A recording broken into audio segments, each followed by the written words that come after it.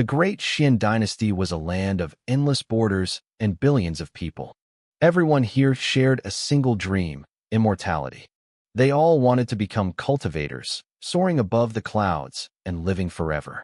In the eastern regions near the Xuanlong Mountains, this obsession was even stronger. The great sects hidden in those peaks passed down basic body tempering techniques and breathing exercises to the wealthy noble families. Because of this, the children of high-status clans had a much higher chance of awakening their spiritual roots than any commoner ever would. I lived in the Lin Estate, one of the most powerful families in the East Neighbor County. On the massive training grounds, dozens of children sat in neat rows. Boys and girls, barely 10 years old, sat with their eyes closed and palms facing the sky. These were the young masters and ladies of the Lin family. Usually, they were spoiled and rowdy, surrounded by servants who catered to their every whim. But here, no one dared to make a sound. The only thing I could hear was the rhythmic sound of their steady breathing. A massive man stood before them. He was over 8 feet tall with shoulders like a tiger and eyes as sharp as lightning. He was the family's head instructor. His voice wasn't loud, but it hit me like a thunderclap. He told them that the secret to cultivation was the rhythm, inhaling the pure energy of the world and exhaling the impurities. This pure energy would wash through their limbs, strengthening their flesh and nourishing their souls. He warned them that if they didn't awaken their spiritual roots by the age of 14, they would be stuck as mortals forever.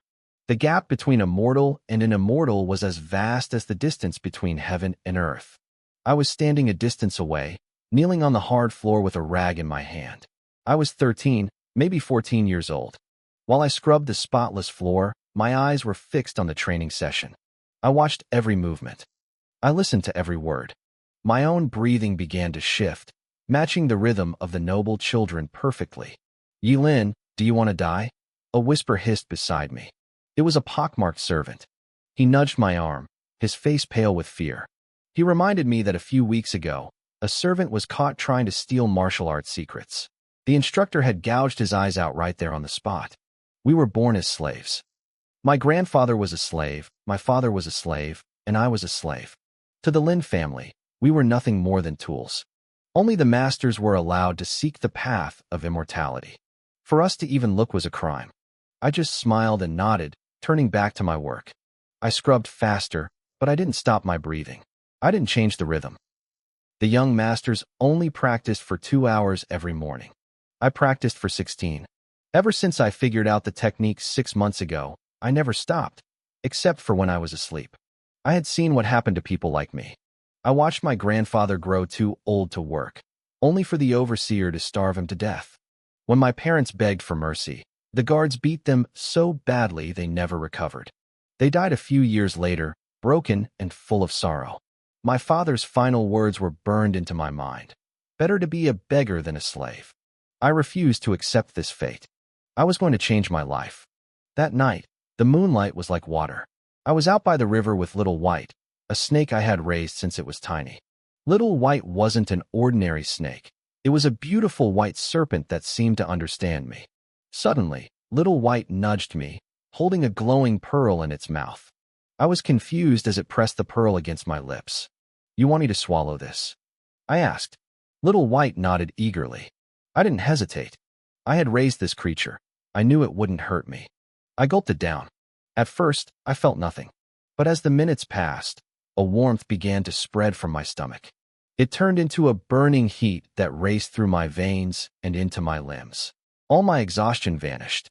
I felt like I could train for hours without stopping. Then, the warmth turned into a fire. My skin turned red. Sweat poured off me, and steam began to rise from my forehead. My vision blurred. I felt like I was melting from the inside out. Just as I thought I couldn't take it anymore, I felt something cool and scaly wrap around me. Little White dragged me into the river. I gulped down the cold water, desperate to put out the fire in my gut.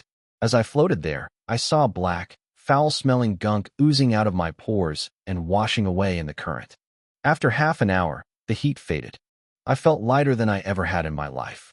Every pore in my body felt like it was finally breathing.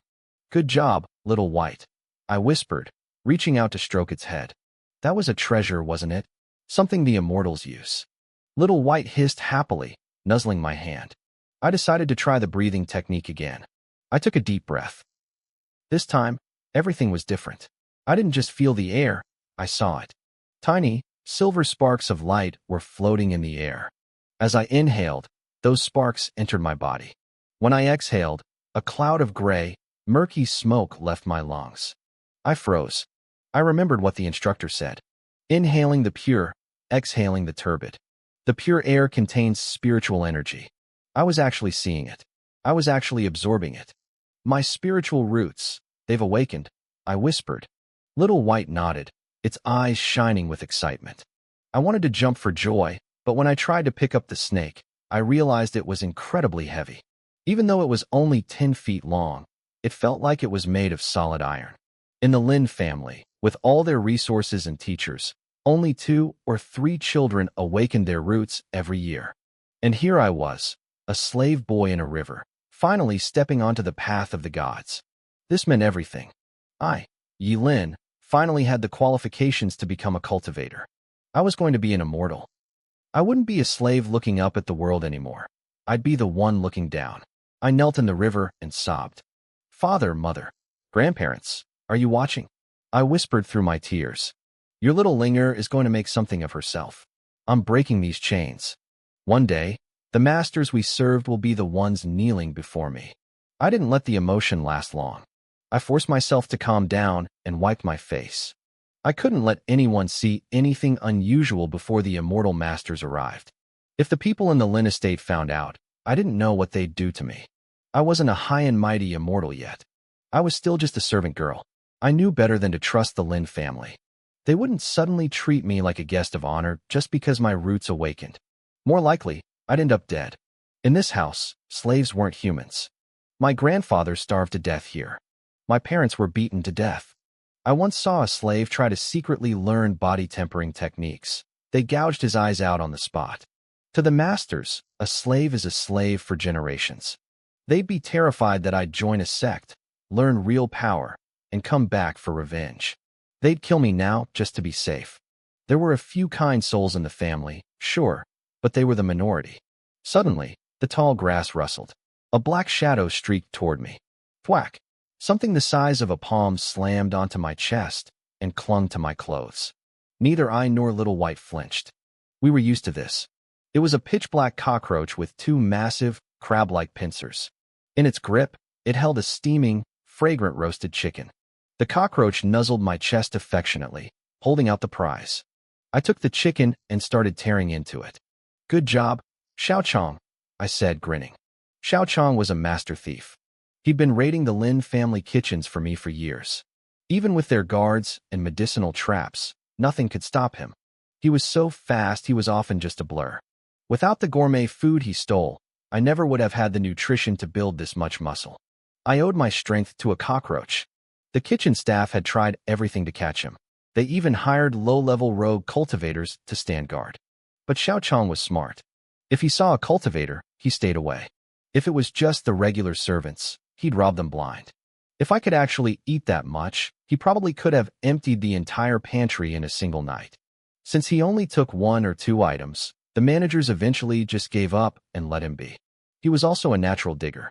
He could chew through wood or granite in seconds. Iron took him longer, but since my roots awakened, his pincers were getting stronger. I knew it wouldn't be long before he could punch holes through solid metal. After finishing the chicken, I felt much better. I waded to the shore and pulled a small iron blade from a crack in the rocks. I sliced a deep cut into 2 of my fingers.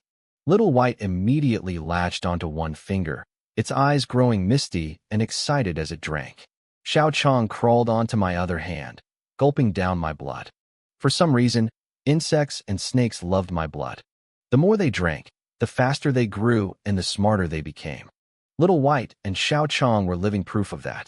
I couldn't give them too much, though. If I lost too much blood, I'd be too weak to cultivate.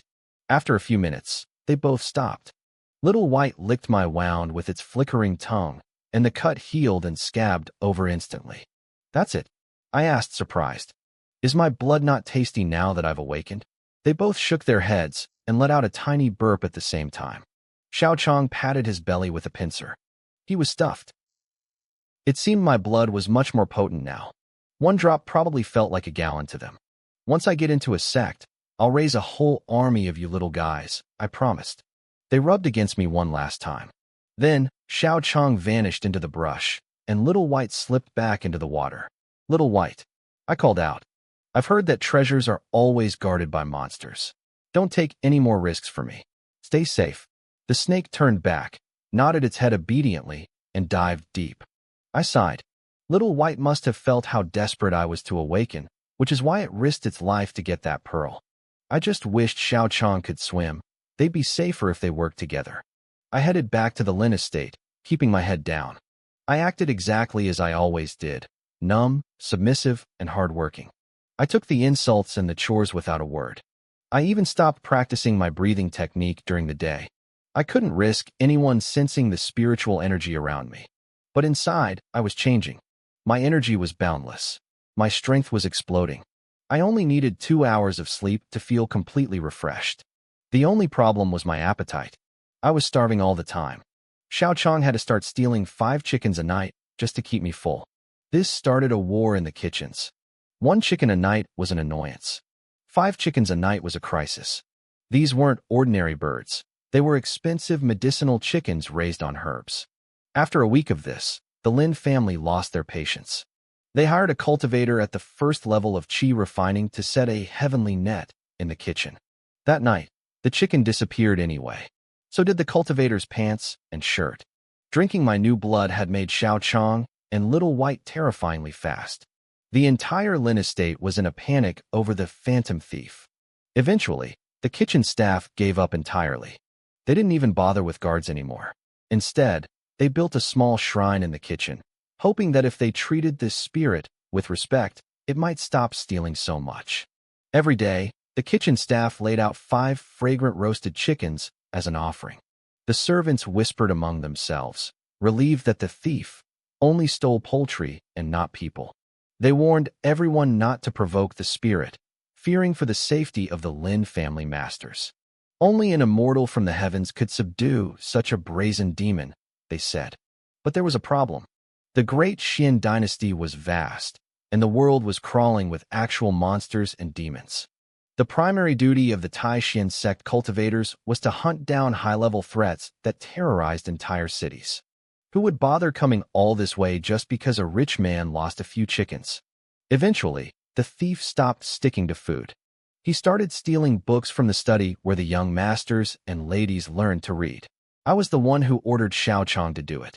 I wanted to master the common script of the great Xian dynasty within 2 months. As a lowly servant, I had no right to an education. I used to pick up bits and pieces of knowledge while working near the private schoolroom, but it wasn't enough. So, while I trained my body, I taught myself to read. Little White and Xiao Chong would sit beside me, tilting their heads as I recited the words aloud. Sometimes, I heard Little White trying to mimic my pronunciation.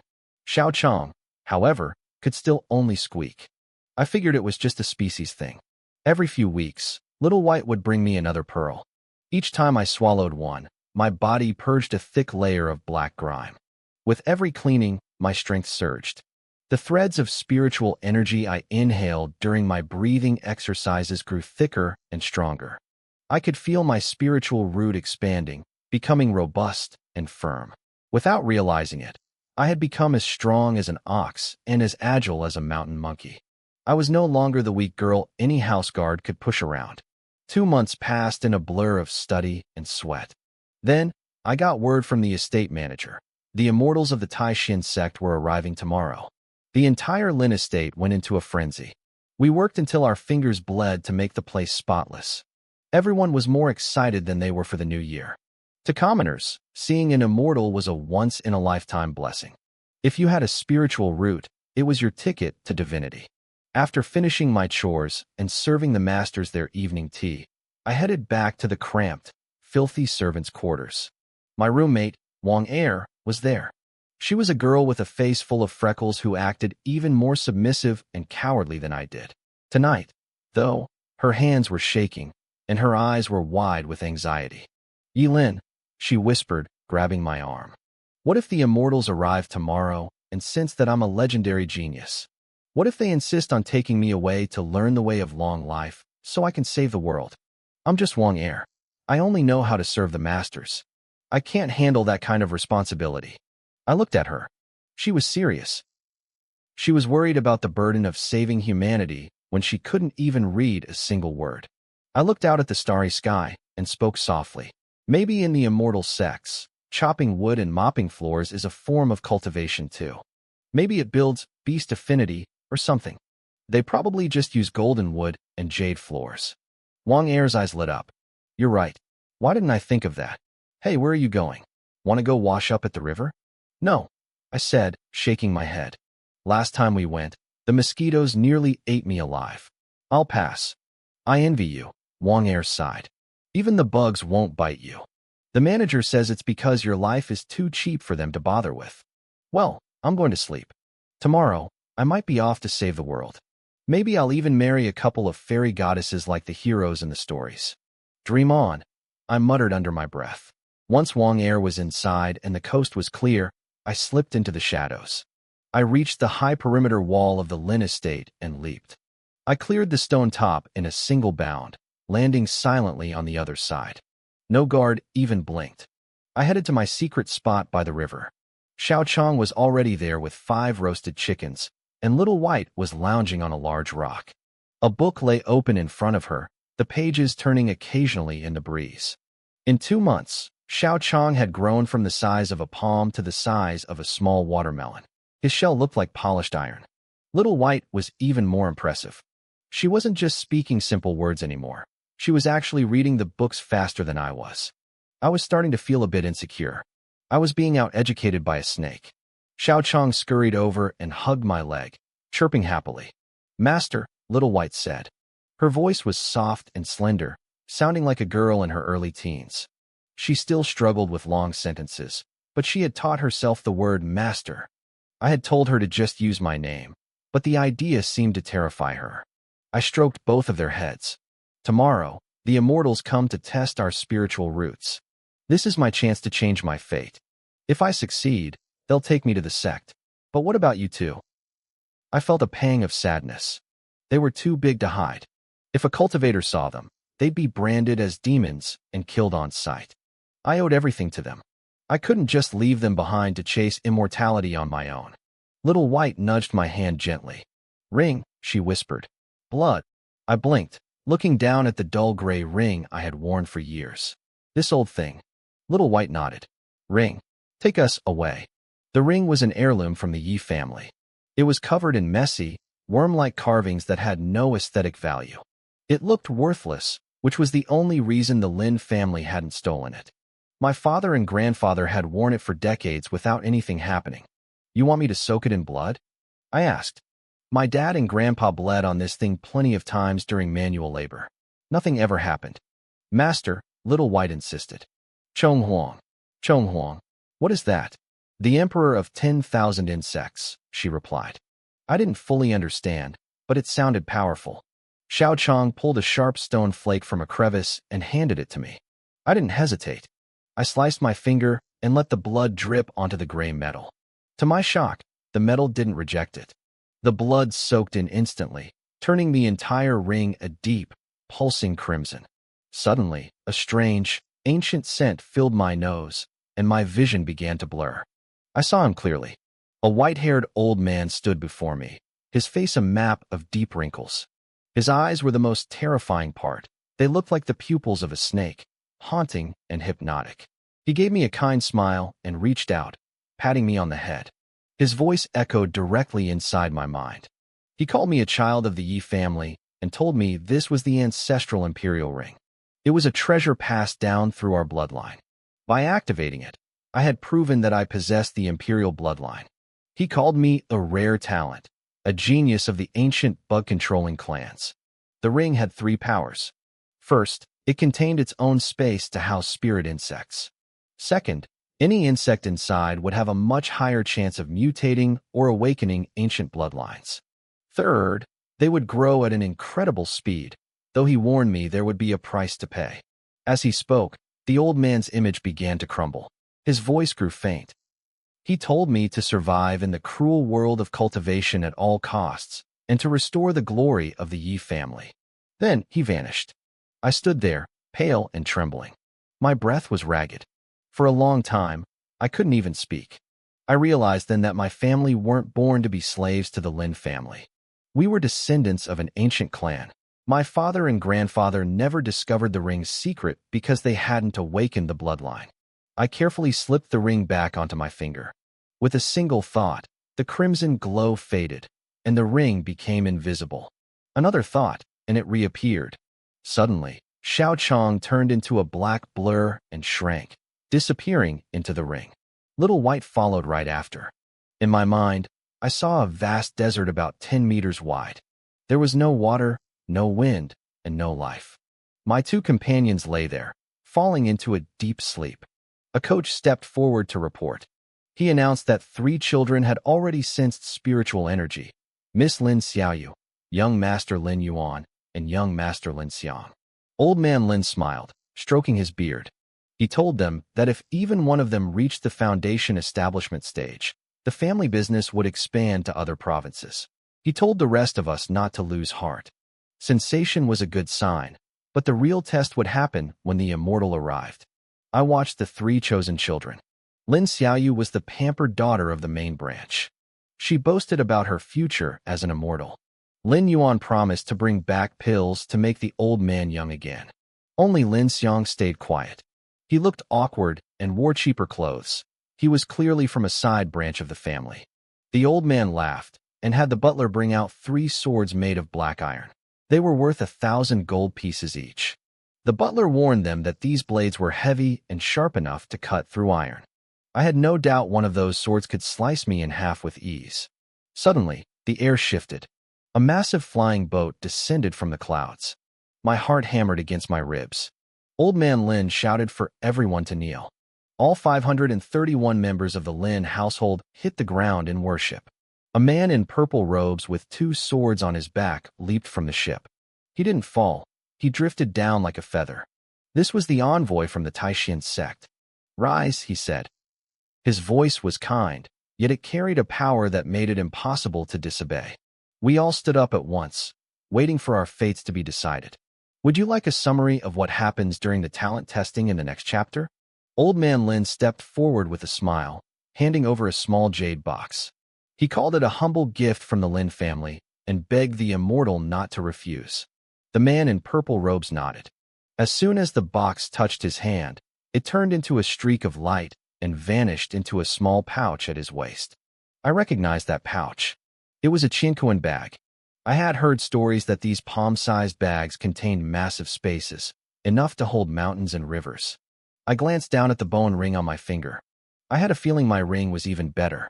People said those bags couldn't hold living things, but mine could. I felt a small surge of pride.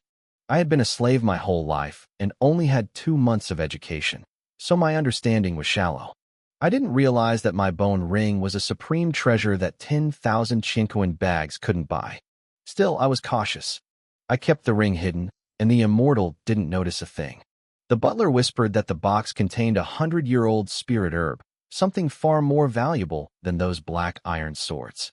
Then, he turned to the immortal and announced that 45 children were ready for testing. 3 had already sensed spirit chi, but their specific talents were unknown. The immortal tapped his pouch. A golden light flashed, and a bronze compass appeared in his hand, carved with the symbols for gold, wood, water, fire, and earth. He flicked his fingers, sending a spark of light into the device. It began to hum and flew directly over Lin Xiaoyu's head. A bronze light wrapped around her like a cocoon. Suddenly, the symbols for fire and water lit up. The immortal spoke slowly. He announced she had a mid-grade fire root and a low-grade water root. Her talent was excellent. He told her she could join the Taishan sect to seek the path of immortality. Lin Xiaoyu dropped to her knees immediately, thanking him for the chance.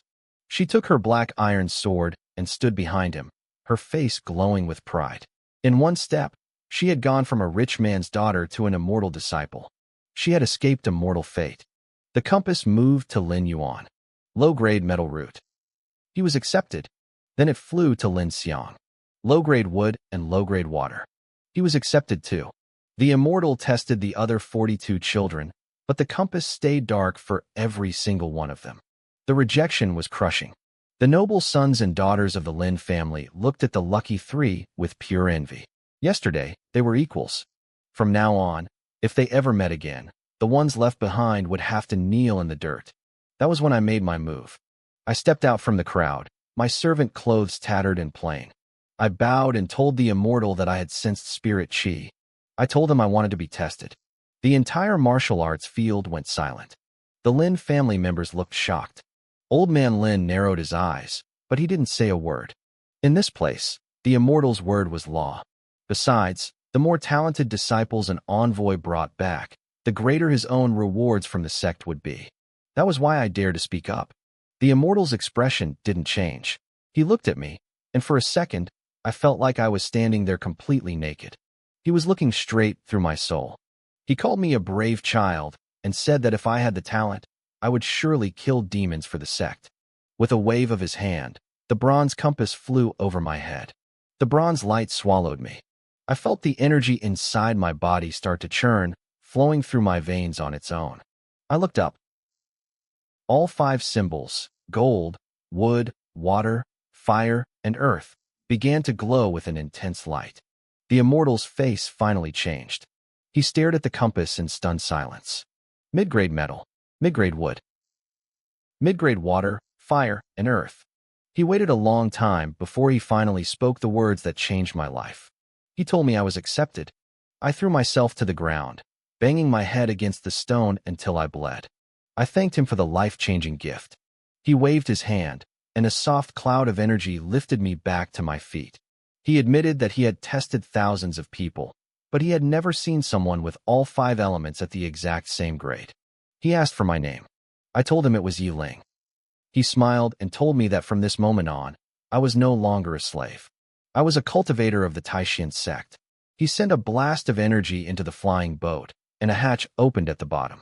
A powerful suction force grabbed me, pulling me off the ground. I flew through the air alongside the 3 Lin children. I looked down at the people below. The Lin family was frozen, speechless with shock.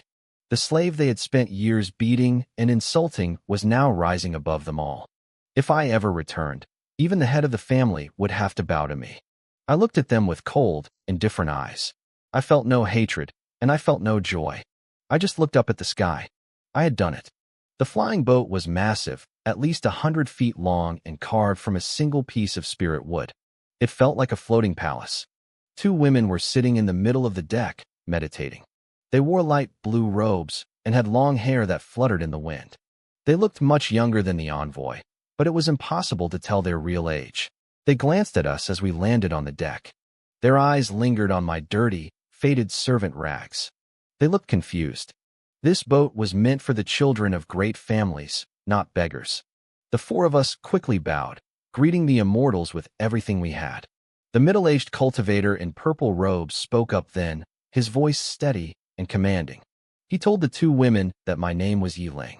He explained that I was originally just a slave from the Lin estate, but my talent was exceptional. He highlighted my 5-element spiritual roots, all of them mid-grade, calling me a rare and promising seed. The 2 women looked surprised.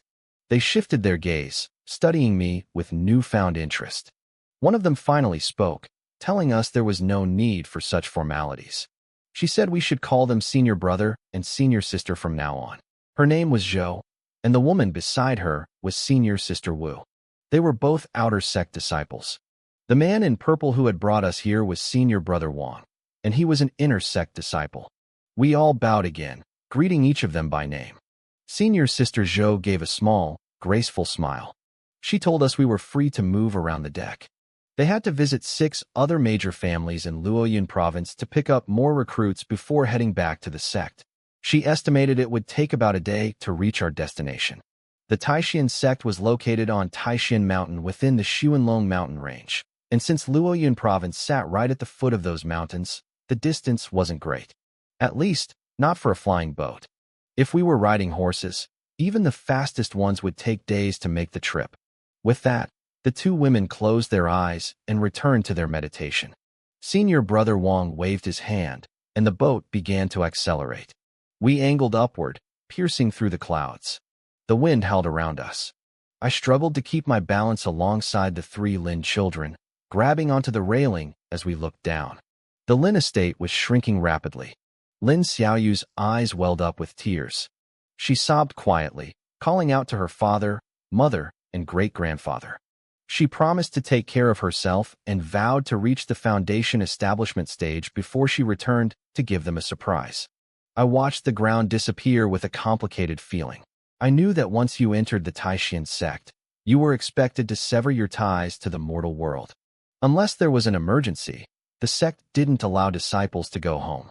I had seen many children from the Lin family leave over the years after testing positive for spiritual roots. Most were never heard from again. No letters, no news. No one knew if they had succeeded in their cultivation or if they were even still alive. I had heard that only those who reached the foundation establishment stage earned the freedom to travel as they pleased. For us, who hadn't even started the qi refining stage, that goal felt like a distant dream. Lin Yuan and Lin Xiang stood with clenched fists, their eyes red as they fought back tears. I stared at the tiny speck that was once the Lin estate. It was a cage where my ancestors had lived and died. My parents were buried there. Soon, the boat plunged into a thick sea of white clouds, and the mortal world vanished entirely. Lin Xiaoyu, the high and mighty young mistress I could never have dared to look at before, turned toward me.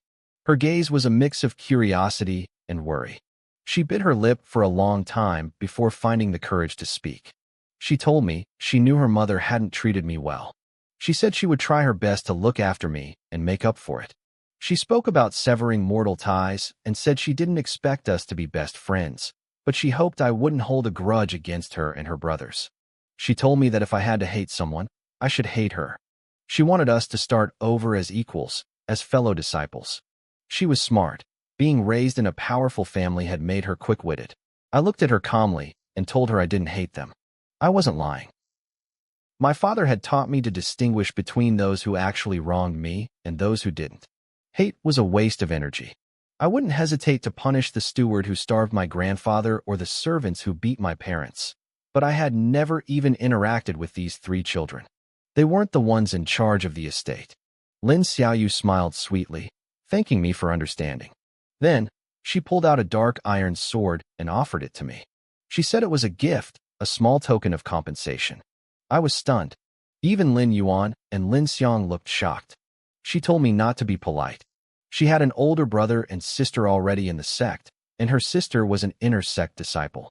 She was sure they would give her better weapons once we arrived.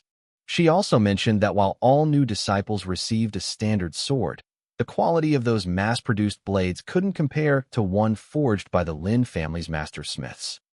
I looked at the sword. It was beautiful, and part of me craved it. Growing up as a slave, I had always dreamed of carrying a sword like a hero or a general. But I had my principles. Now that I was free, I wouldn't accept charity from people I wasn't close to. If I took her gift, I would owe her. If the day came where I had to settle scores with her grandfather, that debt would weigh on my heart. I told her I wouldn't accept it. I didn't hate them, but I didn't want their gifts either. If I needed a sword, I would earn the money to buy one myself. Lin Xiaoyu smiled awkwardly and pulled the sword back.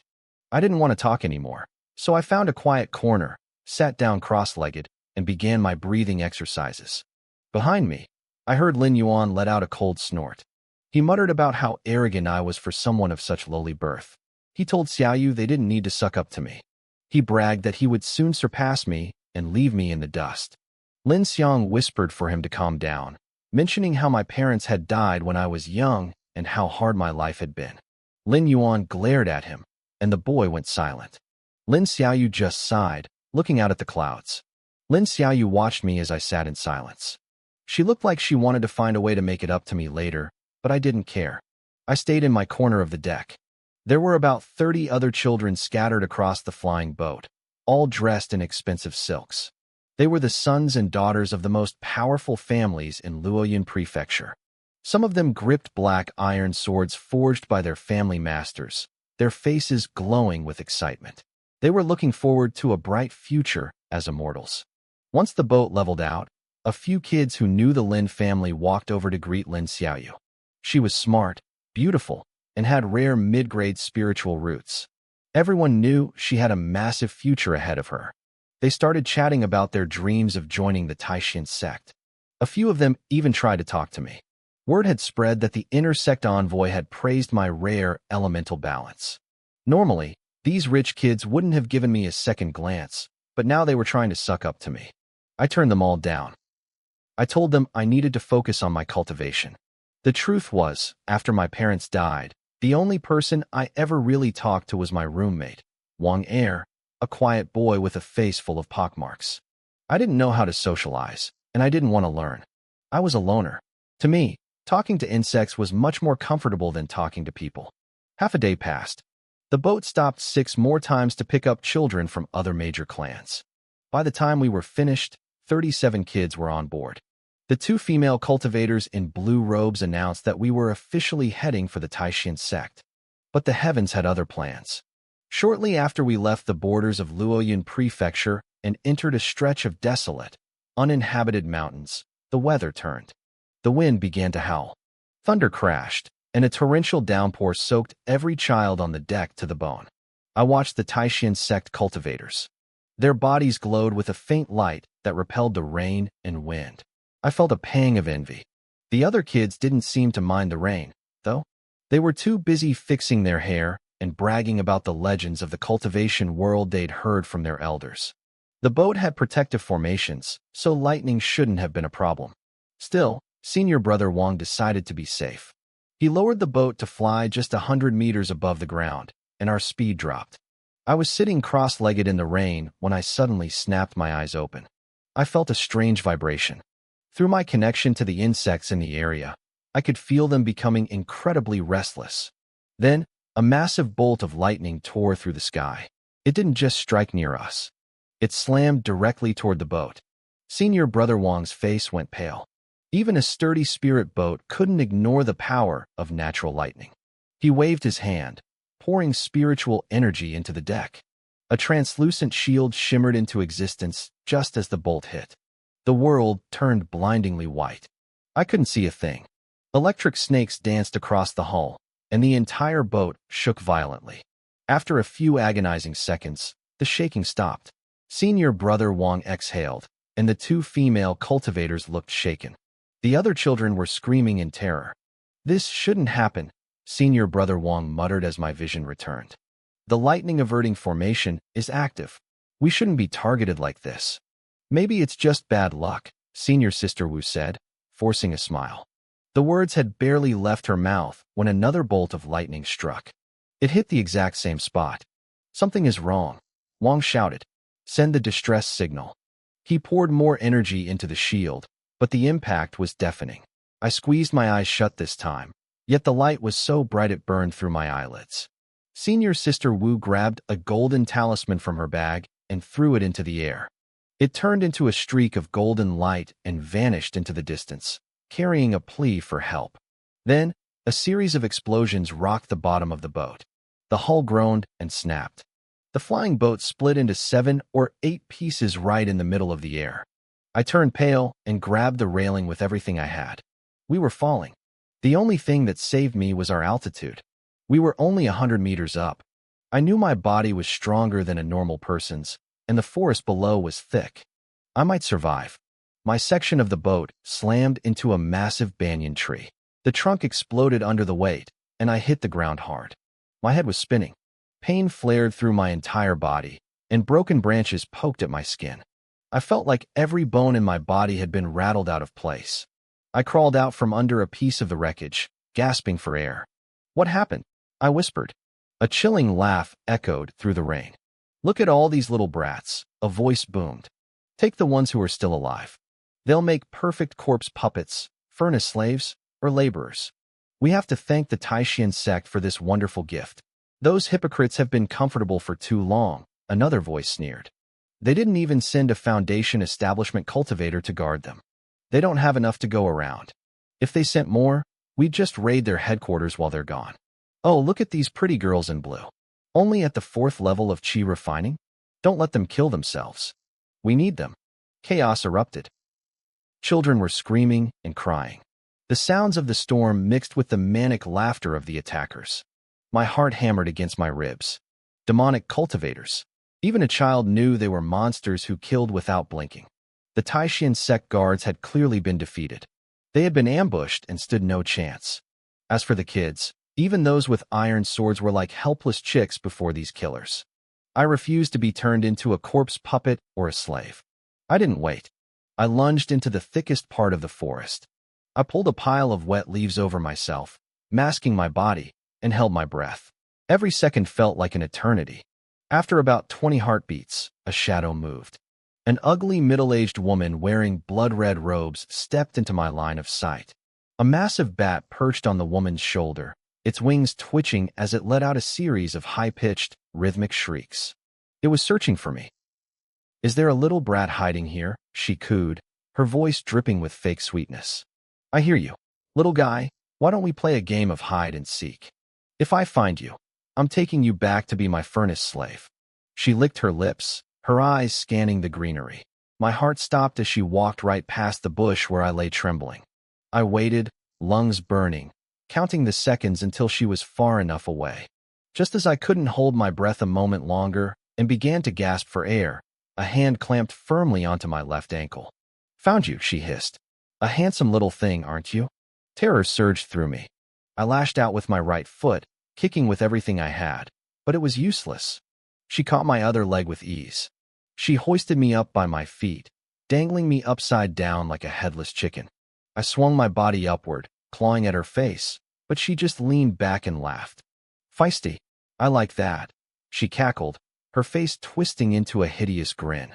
"Come home with me, boy." Her laughter echoed through the trees, manic and confident. She thought she had won. She didn't see the black blur streak out from the bone ring on my finger. There was a wet, sickening thud. A massive hole appeared right in the middle of her forehead. Her laughter froze. Her eyes went wide, staring at me, but the light was already fading. She didn't even see Xiao Chong, my giant spirit cockroach, perched on top of her head. Its massive pincers were buried deep in her skull. "Demonic monster," I whispered, my voice cold as ice. "Die." Xiao Chong twisted its razor-sharp pincers inside her brain. Red and white fluid exploded outward. I didn't care about hiding my trump card anymore. It was my life or hers. At this range, with her guard completely down, Xiao Chong's strength was devastating. Its pincers could tear through steel plates. She didn't even have time to scream before her body went limp. In a flash, Xiao Chong turned back into a shadow and disappeared into my bone ring. I didn't know how her cultivation compared to my insects, but I knew one thing. If she had been prepared, we wouldn't have won so easily. Xiao Chong was a tool for assassination, not an open brawl. I didn't panic. I took one last look at her corpse and slipped quietly into a different thicket dozens of meters away. The forest was in total chaos. Running now was suicide. I'd just stumble into another cultivator's line of sight. I had to wait. If the Taishan sect sent reinforcements, the demons would scatter. That was my only hope. As for the dead woman, I'd just play dumb. No one saw Xiao Chong, and no one could sense the bone ring. I glanced at the storage bag hanging from her waist. It probably held treasures, but I didn't touch it. Greed gets you killed. If the Taishan sect found me with a demonic storage bag, I'd never be able to explain it. I waited for another 20 heartbeats. Then, I heard footsteps again. 2 figures approached. "The smell of blood is heavy here," one man muttered, adjusting his blood-red robes. "Did one of those Taishan brats fall and go splat?" "The ugly hag came this way," the other replied, looking around cautiously. "But I can't sense her breath anymore. Something's wrong." They grew alert, drawing their weapons as they pushed through the brush. They found her body almost immediately. "Damn it, she's dead," the first one hissed. She was at the 5th level of chi refining. How did she die without making a sound? The second man knelt down, inspecting the hole in her head. A blunt force spiritual tool crushed her skull. It was an ambush. "There's another cultivator hiding nearby. He's probably weak, or he would have run by now. Find him." He cursed the rain for masking my scent, noting that their man-eating bats were useless in this downpour. I pressed myself into the mud, my heart rate slowing to a crawl. I was tucked deep inside a dense cluster of leaves, watching them move closer and closer. My teeth were clenched so hard they hurt. I was covered in the woman's blood, and my own wounds were throbbing. I braced myself, ready to release both Xiao Chong and my spirit paper crane, Xiao Bai, for a desperate double ambush. I didn't know if I had the mental strength to control both at once, but I had no choice. Just as they were 6 feet away, a blinding light tore through the sky. A terrifying pressure descended, making the very air feel heavy. Demons of the Blood Shadow sect. You dare attack my Taishin sect's fairy? Die. At the same time, a crimson light shot up from the forest floor to meet the newcomer. Why wouldn't we dare? Everyone retreat. I'll handle this Taoist Xianling. The 2 cultivators near me turned pale. A Foundation establishment master had arrived. They didn't hesitate. One grabbed the woman's corpse and hopped onto a flying sword. The other shot one last suspicious glance at the bushes where I was hiding before following his partner. They vanished into the trees like streaks of red light. I let out a breath I had been holding for what felt like an eternity. My face was white, and my lungs ached. I had almost suffocated myself trying to stay quiet. High above, a man in light blue robes clashed with the crimson-robed demon. To my eyes, they were just blurs of blue and red, moving faster than I could track. Thunder roared as lightning strikes were redirected toward the demon, who deflected them with a thick shroud of spiritual energy. They fought for dozens of breaths, neither able to kill the other. The Taishin master clearly had the upper hand, and once the lower-level demons had successfully retreated, the demon master decided he'd had enough. Taoist Xianling, we'll meet again, the demon shouted, spitting out a mouthful of blood to fuel a final burst of speed. Soon, I'll reach the middle stage of Foundation establishment, and then I'll take your head. He turned into a streak of blood and vanished. The man called Xianling landed on the ground, his brow furrowed in a deep scowl. He looked at the carnage around him, the broken wood of the boat, the bodies of children. Tragic, he whispered, his voice trembling with rage. One day, I will wipe out your Blood Shadow Hall for every disciple you've slaughtered. A moment later, more streaks of light descended. These were the outer disciple reinforcements, riding their flying swords. They landed and bowed deeply to the master. Xianling just sighed, a long, heavy sound that seemed to carry the weight of everyone we had lost today. I stayed hidden for a moment longer, realizing for the first time just how cruel this new world really was. We arrived too late, Xianling said, his voice heavy with regret. I couldn't stop the demon from escaping. He turned to the other disciples. Search the area. I feel the presence of a survivor. And collect the bodies of our fallen brothers and sisters. We will cremate them and lay their ashes to rest in the Taishin Tower. Understood, the disciples shouted in unison. The torrential rain finally stopped. The black clouds broke apart, revealing a sunset so red it looked like the sky was bleeding. The crimson light washed over the mangled remains of the forest. Once I was sure the danger had passed, I crawled out from the brush. My face was deathly pale. The first thing I saw were the 2 female cultivators who had been on the boat. They were dead, their bodies violated and left in a state too gruesome to describe. I felt a surge of despair and nausea. Then I saw the head of Senior Brother Wang, the man who had tested my spiritual roots earlier. His body was nowhere to be found. Everywhere I looked, the dream of a new life had turned into a nightmare. These young lords and ladies had been so full of hope this morning. Not even the storm could dampen their spirits. But when the boat fell from the sky, they were crushed by the wreckage. Severed limbs and broken bodies littered the ground. I realized then what had happened. A Foundation establishment demon had led a group of Qi refinement cultivators to ambush our ship. With 3 Taishin masters dead or occupied, the boat was defenseless. Once it crashed, the 2 female outer disciples were captured, and Senior Brother Wang was killed instantly. Then the demons had their fun. They kidnapped every child who survived the fall and brutalized the women. I clenched my fists so hard my knuckles turned white. This morning, these people were immortals, worshipped by thousands. Now, they were just lonely ghosts who had died in agony. Is this the cultivation world? I whispered. A young woman in light blue robes walked up to me. She forced a small, painful smile. Yes, she said. This is the cultivation world. To be alive is already a great fortune. She looked at me closely. You haven't officially joined the sect yet. According to the rules, you can choose to leave. We can send a boat to take you home. Are you afraid? I shook my head. Sister, I'm not afraid. I've already seen things more cruel and heartbreaking than this. She blinked, surprised by my words. I probably sounded far too old for my age. What is your name? I need to register you. It seems you're the only one left. Everyone else is either dead or taken by the demons. Poor children. My name is Yi-Ling, I replied. I am Lin Xiaoxin, she said. You can call me Senior Sister Lin. I'm an inner disciple. The name struck a chord. Senior Sister, do you know a girl named Lin Xiaoyu? Your names are similar. She's the daughter of the Lin family from Luoyang Prefecture. Xiaoxin's face went white. Her composure shattered instantly. I know her. She's my sister. My biological sister. She didn't wait for another word. She began frantically searching through the piles of bodies the others had collected. After a long time, she started to sob. Xiaoyu, she's not here. She must have been taken. She wiped her eyes, her voice trembling. When I left home, she was only 6. She had long ponytails and was so smart, so sweet. She's only 12 now. Only 12. She broke down, howling with grief. I felt a pang of confusion. Sister, didn't you say being alive is a fortune? If she was taken, she's still alive. We can save her from the demon sect later. Xiaoxin just shook her head, her world collapsing. You don't understand. A male disciple standing nearby sighed and looked at me with pity.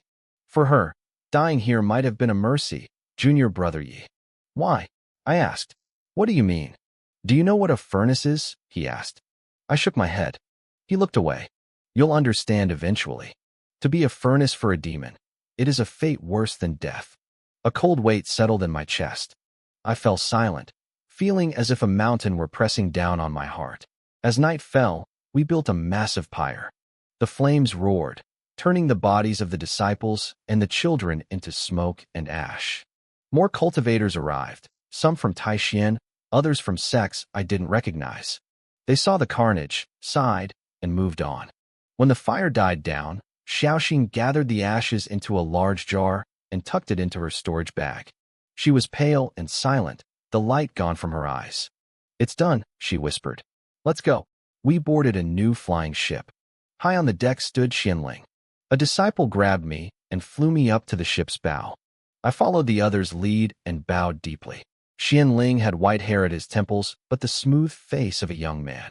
His eyes were terrifying. It felt like he was looking directly into my soul, stripping away every secret I held. Rise, he said calmly. You are Yi-Ling, the sole survivor. Tell me, how did the ship fall? I kept my voice steady. The boat was hit by lightning twice. The shield held, but then something attacked from below, and the hull shattered. I grabbed the railing and hid in a crevice. I was lucky I wasn't crushed. Xianling nodded slowly. I see. The blood shadow hull timed the storm. They used a lightning attraction array to drain the shields before striking the belly of the ship. He leaned in closer. And how did you hide from their senses? Their disciples use man-eating bats. They can smell living flesh from hundreds of meters away. I hid in the brush, I said. I held my breath. When they got close, I stopped breathing entirely. By the time the bats noticed me, you had arrived, and they fled for their lives. Xianling gave a slight nod of approval. Your ability to suppress your breath is good, but you survived mostly on luck. The heavy rain likely dulled the bat's sense of smell. He reached into his bag and pulled out a bronze compass. The disciple who tested you is dead. I will test you again for the official records. He tapped the compass with spiritual energy. It hummed and floated above my head. As the other disciples watched, 5 characters began to glow: gold, wood, water, fire, and earth. Xianling froze. The surrounding disciples gasped. Mid-grade spiritual roots in all 5 elements, Xianling murmured, his eyes wide. Rare. You aren't exactly a supreme genius, but your foundation is incredibly balanced. Child, you can practice the arts of all 5 elements without restriction.